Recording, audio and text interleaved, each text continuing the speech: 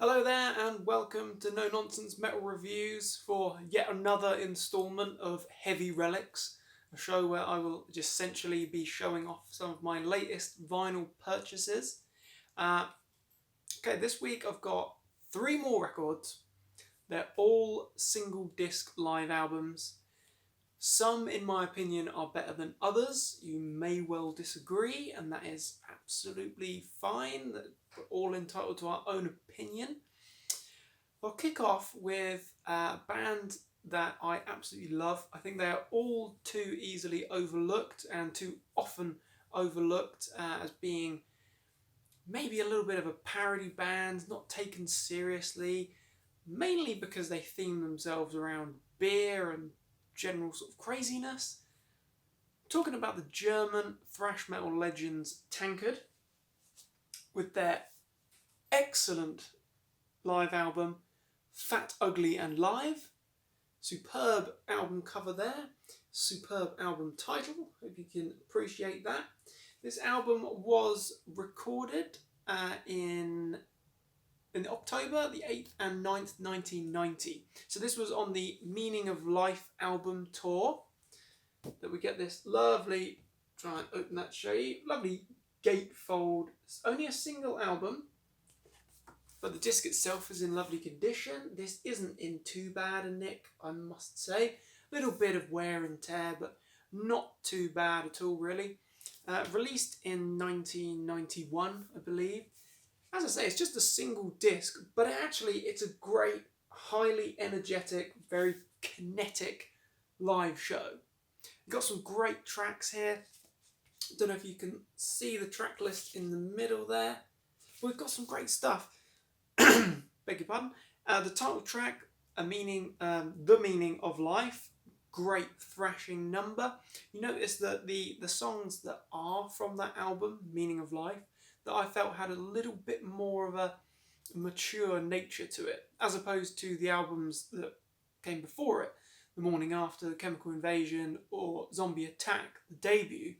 All killer thrash albums, but were a little bit more immature.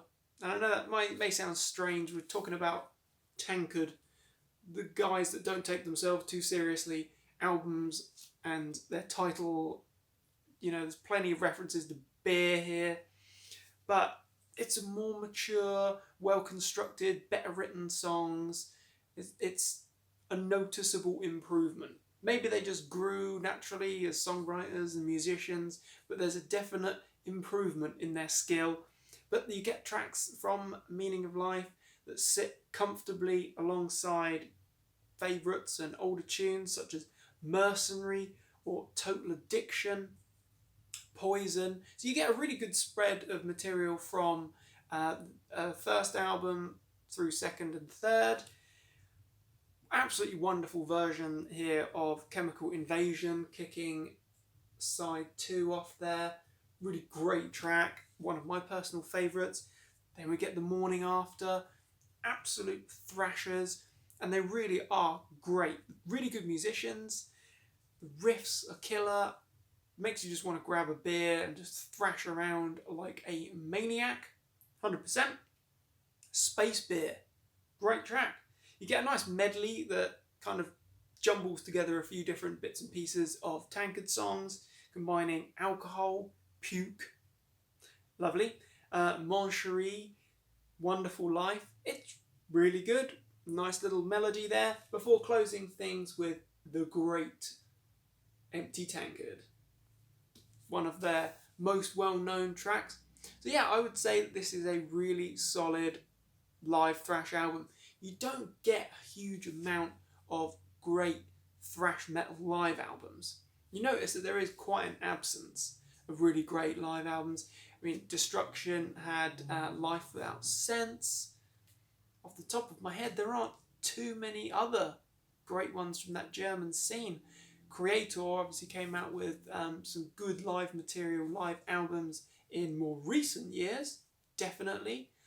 Sodom, I don't know. They do have a few live albums, but these guys actually put out a good, although a single disc, a good, solid, wholesome live album. Fat, Ugly and Live.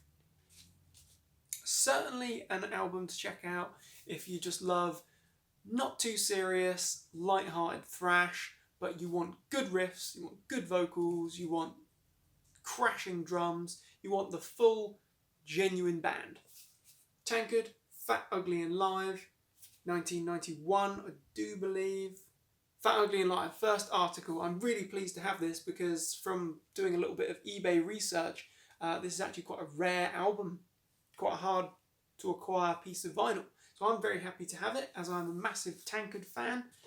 Give you an example. If I just reach down here, I do have their wonderful complete vinyl box set of the early years. It is a really weighty tome, For 1,000 Beers it's titled, that covers all the albums from the debut Zombie Attack all the way through to, I think it's the self-titled album.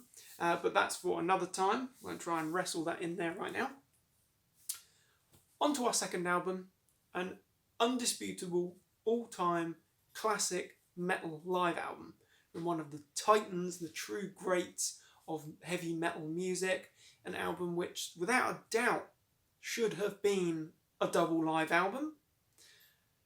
People do sometimes try and discredit the album because it was worked on heavily in the studio. I think the vocals were done largely in the studio because the vocals that were recorded by Rob Halford on the night may be left a little bit to be desired.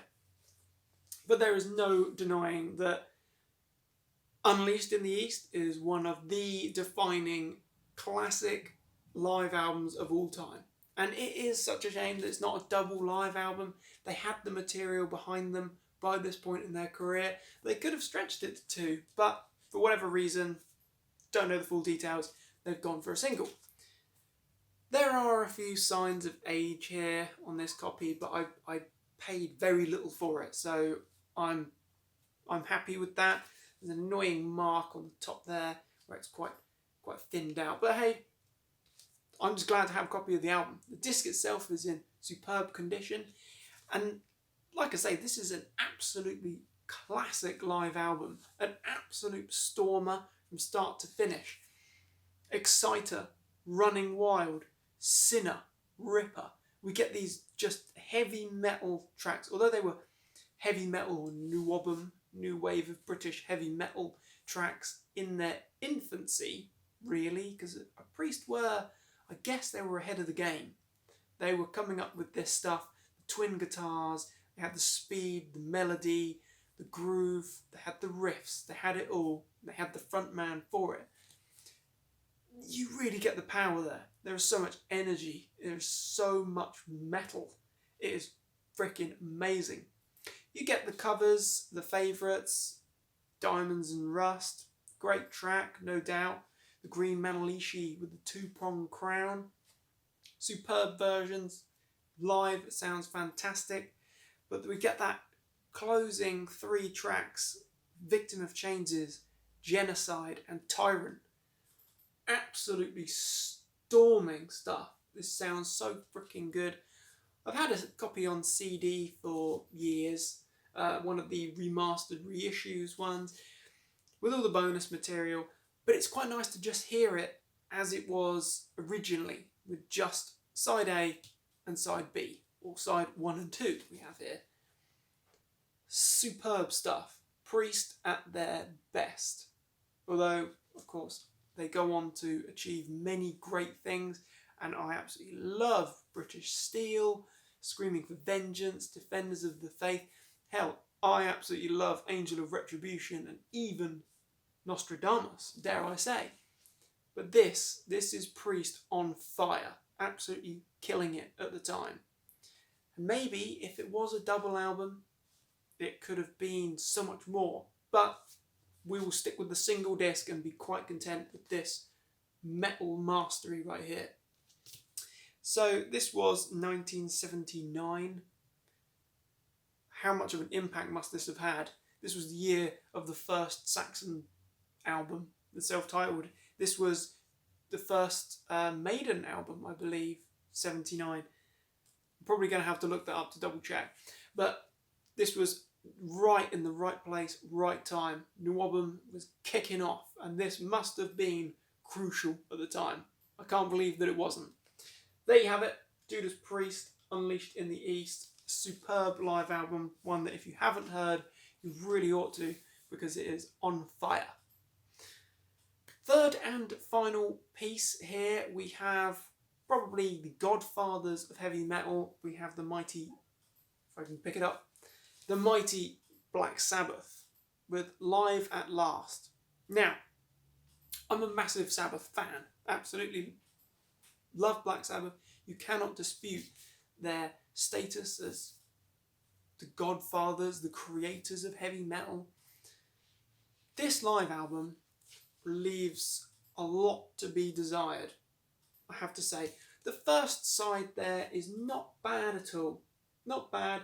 The only thing that kind of bugs me about it is Ozzy constantly saying, "We love you." And that gets a little bit grating after a while, but we can look past that because it's Ozzy. He's just bat crap crazy, I suppose. But Tomorrow's Dreams, great tracks. Sweet Leaf, Killing Yourself to Live, Cornucopia, Snowblind, Children of the Grave. Great tracks. Superb stuff. Really, really good. Things start to fall apart with side 2. Now, War Pigs is one of my favourite Black Sabbath songs. Good version. Wicked World on here is a complete catastrophe. It goes on inexplicably long. We've got winding solos. We've got so much overindulgence and self-indulgent musicianship here that I know it's maybe of the time. Maybe it's just what musicians need to do sometimes, but it does not belong on this live album. You could have fit so many more tracks in there, so many more gems, but instead you get this version. It must be approaching, if not more than 20 minutes long. You don't need that. You don't need that. And then to close things off with Paranoid, also don't need that either. The whole second side is marred, in my opinion, by the fact that you've got this ridiculously bloated version of Wicked World. A good track, absolutely. But I don't want to hear that. I do not want to hear that. I want to hear more tracks from Volume 4. That's what I want. Why couldn't they chuck in Fairies Wear Boots? Or Under the Sun? Some other great tracks.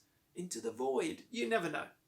So, the other thing to point out here, which actually my dad pointed out to me the other day, don't know if you can quite see Ozzy Osbourne, O-S-S-I-E, also loses it some brownie points as somebody obviously did not do their homework. I can't actually quite see what year this album was released, but this is a NEMS Records release, BS001. I'm not quite sure where it falls in the, if it's an original, if it's a reissue, not all that sure.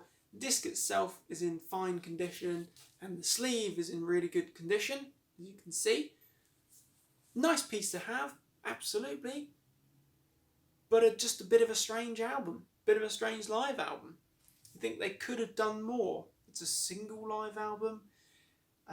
Could they have maybe done a double and fit in some more of those classic tracks that we all want to hear? And maybe that would have softened the blow of sticking in that enormously, as I say, bloated version of Wicked World. Who's to say? But overall, side A, worth checking out. Side B, probably spend the time listening to something else. Black Sabbath, Live at Last. So there you have it. There's my 3 latest vinyl finds. I have got more to come, plenty more to review. But just to recap, the mighty Tankard, one of my favourite thrash metal bands of all time, 100%. The unstoppable Judas Priest, Unleashed in the East, a true masterpiece. And then a bit of a flop, Black Sabbath, Live at Last. Thank you very much for watching. What are your opinions of these albums? I'm interested to know. Does anyone agree, disagree? Anyone else have a copy of these albums? let me know. Certainly with the Tankard album. I'm interested to see if there's any other fans of Tankard out there, devotees of the crazy, not too serious and severe thrash kings that they are. The kings of beer, in fact. Thank you for watching. Feel free to like and subscribe. I'm George. This is No Nonsense Metal Reviews. Take care, my friends. And as always, stay heavy.